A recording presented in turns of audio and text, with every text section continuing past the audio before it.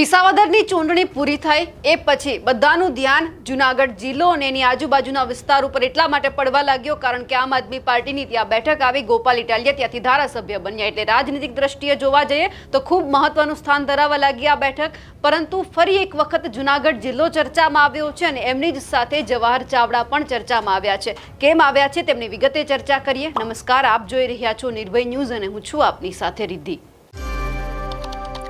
વિસાવદરની પેટા ચૂંટણી પૂરી થઈ એટલે સૌથી મોટો સવાલ લોકોમાં એ ચર્ચાતો હતો કે ગોપાલ ઇટાલિયા જીત્યા તો એમની પાછળના કારણો કયા છે અને ક્યાંક વાત એ પણ સામે આવી કે શું જવાહર ચાવડાના લીધે વિસાવદરની અંદર ગોપાલ ઇટાલિયા જીત્યા છે. કારણ કે આપણે જ્યારે ગોપાલ ઇટાલિયાનું સ્વાગત સમારોહ યોજાયો હતો ઘણી બધી વખત જવાહર ચાવડાના નામના નારા લાગ્યા હતા, એ પણ સાંભળ્યા હતા અને એ પછી જવાહર ચાવડા પણ અલગ અલગ જગ્યા પર પોતાના વિસ્તારના લોકોને મળી રહ્યા હતા ત્યારે એમનો આભાર પણ માનતા હતા અને કહેતા હતા કે સંગઠિત રહેવાનું છે, તમે સંગઠિત થઈને જે શક્તિ છે બતાવી છે એ બદલ હું તમારો બધા લોકોનો આભાર માનું છું. આવું અવારનવાર સાંભળ્યું છે.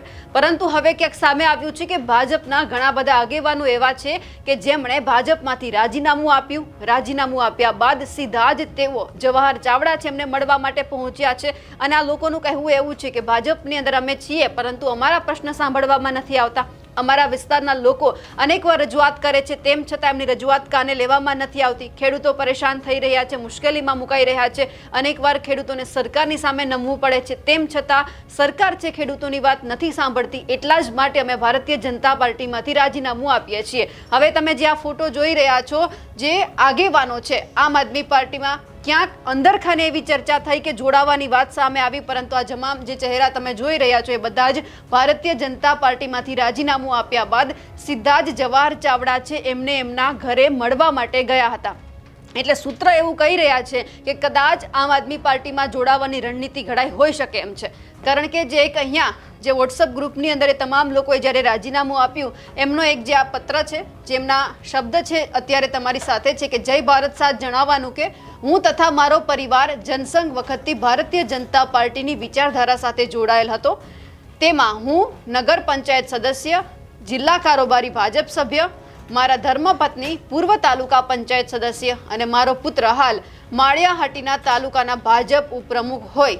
છેલ્લા ઘણા સમયથી સરકાર દ્વારા ખેડૂતોને યોગ્ય ન્યાય ન મળતો હોય અને ખેડૂતોને અન્યાય થઈ રહ્યો હોય એટલે હું તથા મારો પરિવાર ખેડૂતોના હિત માટે ભારતીય જનતા પાર્ટીમાંથી રાજીનામું આપું છું. આલિંગભાઈ રાજશ્રીભાઈ સિસોદિયા ઉર્ફે બચુભાઈ સિસોદિયા. હવે એમણે રાજીનામું તો આપી દીધું છે પરંતુ હવે એમની જ સાથે જેમણે રાજીનામું આપ્યું છે તેઓ શું કહી રહ્યા છે સૌથી પહેલા એ પણ સાંભળવું છે. જય માતાજી. આજ રોજ ભારતીય જનતા પાર્ટીમાંથી હું રાજીનામું આપું છું. મારું નામ આલિકભાઈ રાજસીભાઈ સિસોદિયા ઉર્ફે હું બચુભાઈ સિસોદિયા. નગર પંચાયતમાં હું સદસ્ય તરીકે હતો. તાલુકા પંચાયતમાં હું કારોબારી તરીકે હતો. કારોબારીનો ચેરમેન તરીકે મેં ફરજ બજાવી. મારા ધર્મપત્ની એ પણ કારોબારીના સદસ્ય તરીકે હતા.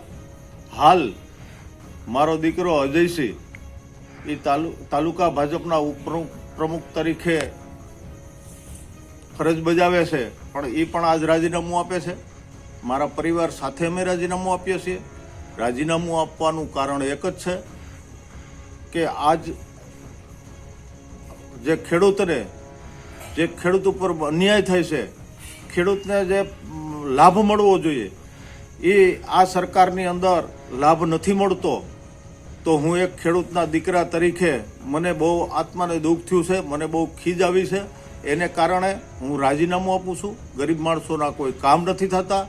આ સરકારમાં આવું જો કામ ન થતું હોય અને સારા કામ ન થતા હોય તો આ સરકારની અંદર આ પાર્ટીની અંદર રહેવાનો કોઈ અધિકાર નથી. એટલા માટે હું રાજીનામું આપું છું.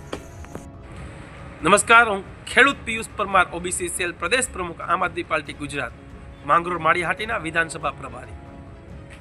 આજે ભારતીય જનતા પાર્ટીના જનસંઘના કાર્યકર અને ભાજપના માળિયાહાટીના હાટી ક્ષત્રિય સમાજના આગેવાન શ્રી બચુભાઈ સિસોદિયાએ ભારતીય જનતા પાર્ટીમાંથી રાજીનામું આપ્યું છે ને એમાં રાજીનામામાં એને સ્પષ્ટ શબ્દમાં ઉલ્લેખ કર્યો છે કે લાંબા સમયથી ખેડૂતો સાથે આ ભ્રષ્ટ ભાજપ અન્યાય કરી રહી છે. ખેડૂતોના હિત માટે હું ભ્રષ્ટ ભાજપ છોડું છું. અમે પણ ખેડૂતોને સારા અને સજ્જન લોકોને આમંત્રણ પાઠવીએ છીએ કે આવો આપણે સૌ સાથે મળીને આ પરિવર્તનની યાત્રામાં જોડાઈએ. બચુભાઈ સિસોદિયા એક જ નહીં, તમામ સમાજના આગેવાનોને વિનંતી અને આગ્રહ પણ એ કરું છું કે આપણે સૌ સાથે મળીને આ નવી રાજનીતિ બદલીએ.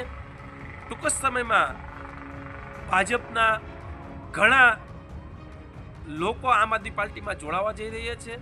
માળિયાહાટીના તાલુકામાં ટૂંક જ સમયમાં 2000થી વધારે લોકો રાજકીય આગેવાનો સાથે જોડાવા જઈ રહ્યા છે. ત્યારે હું તમામ લોકોને આમ આદમી પાર્ટીમાં આવવા બદલ અને પધારવા બદલ હાર્દિક નિમંત્રણ પણ પાઠવું છું અને અભિનંદન પણ આપું છું કે આ ક્રાંતિની લડાઈમાં આપ સર્વ અમારો સાથ અને સહકાર આપો એવી વિનંતી. જય હિન્દ, જય ભારત.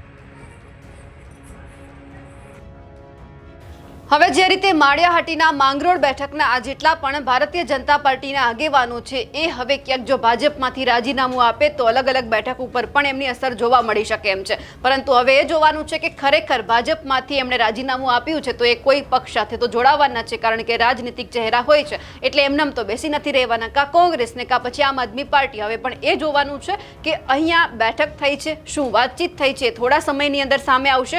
કારણ કે અત્યારે આપણે જોઈ રહ્યા છીએ કે આમ આદમી પાર્ટીની અલગ અલગ જનસભા યોજાઈ રહી છે. જો કદાચ આ જનસભા વિસાવદર બાજુ યોજવામાં આવે તો આ તમામ લોકો જેમાં જોડાઈ પણ શકે છે ને ન પણ જોડાય, કોંગ્રેસમાં પણ જાય. એટલે હવે જો તો ઉપર આખી વાત આવીને ઊભી છે, પણ એ જોવાનું છે કે આગળના સમયમાં તમામ ચહેરા શું કરે છે. અમારા અહેવાલને લઈને આપનું શું માનવું છે અને જે રીતે ક્યાંક આ ભંગાણ થયું છે તેમને લઈ આપ શું માનો છો, કમેન્ટ કરીને ચોક્કસથી જણાવજો. સાથે જ અમારી નિર્ભય ન્યૂઝ ચેનલને લાઇક, શેર અને સબસ્ક્રાઇબ કરવાનું ભૂલશો નહીં. નમસ્કાર.